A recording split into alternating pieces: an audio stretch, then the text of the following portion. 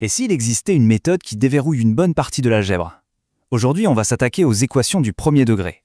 Ça peut sembler un peu intimidant au premier abord, mais on va vite voir que c'est un vrai jeu d'enfant, une fois qu'on a compris les règles. Bon, pour x plus 2 égale 7, pas de problème, le cerveau trouve 5 quasiment tout seul. Mais, face à celle-ci, avec les parenthèses, les x de chaque côté, là, l'intuition ne suffit plus du tout, il faut un plan. Et ce plan, eh bien, on va le construire ensemble, pas à pas. En fait, il faut voir chaque équation comme une sorte de puzzle. Notre mission, c'est simple, trouver la pièce manquante, ce fameux x. Mais avant de se jeter dessus, comme pour n'importe quel jeu, il faut connaître les règles du jeu et le vocabulaire. Alors, une équation du premier degré, qu'est-ce que c'est au juste? C'est juste une égalité avec un élément mystère, notre x. Pourquoi on dit premier degré? Tout simplement parce que le x n'est pas au carré ou au cube, c'est juste x. Notre but, c'est de jouer les détectives et de découvrir ce qui se cache derrière ce x. Avant même de se lancer dans les calculs, il y a une seule et unique règle à maîtriser. C'est vraiment la clé qui ouvre toutes les portes, la règle d'or absolue pour résoudre n'importe quelle équation. Il faut imaginer une balance.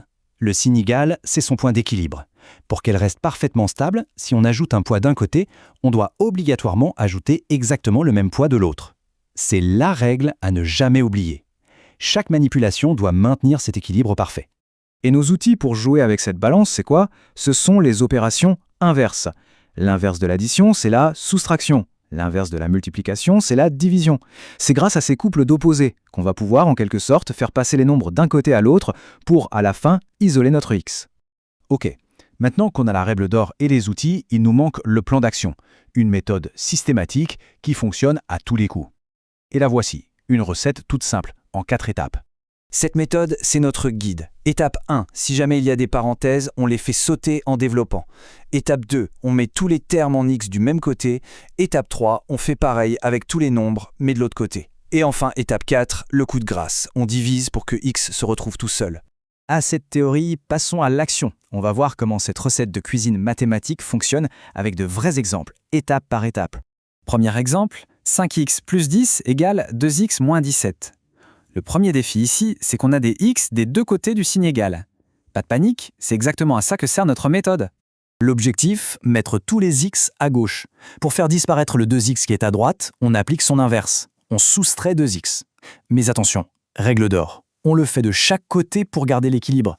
Et voilà, notre équation se simplifie déjà. 3x plus 10 égale moins 17. Maintenant, au tour des nombres, le plus 10 à gauche, il nous gêne. Son inverse, c'est moins 10. Alors on applique l'opération des deux côtés et on se rapproche sérieusement du but. 3x est maintenant seul et il est égal à moins 27.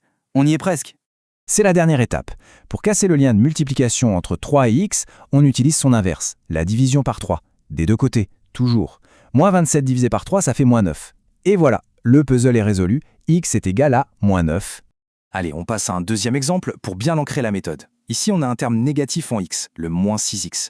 La logique, elle, reste exactement la même. Cette fois, pour éliminer le moins 6x à droite, on utilise son opposé. On ajoute 6x des deux côtés.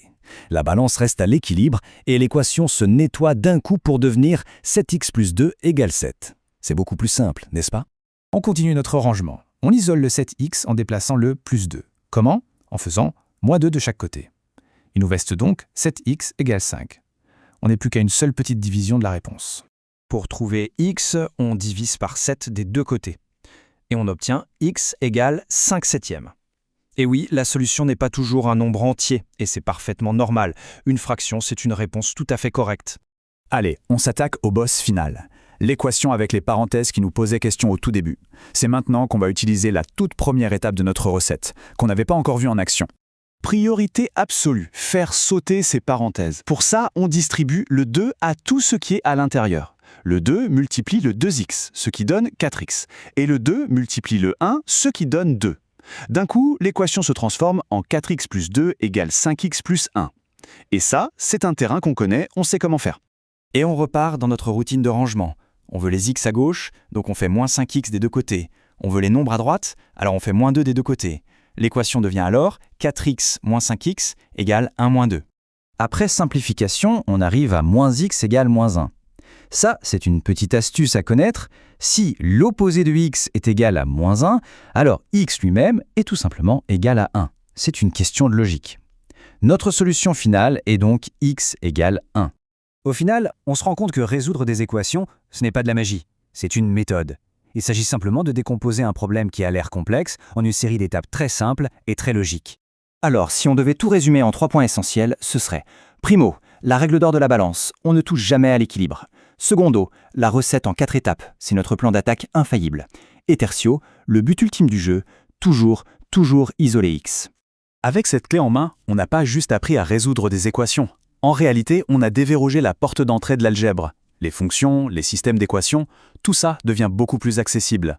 La vraie question maintenant, ce n'est plus comment faire, mais plutôt quel sera le prochain défi qu'on choisira de relever.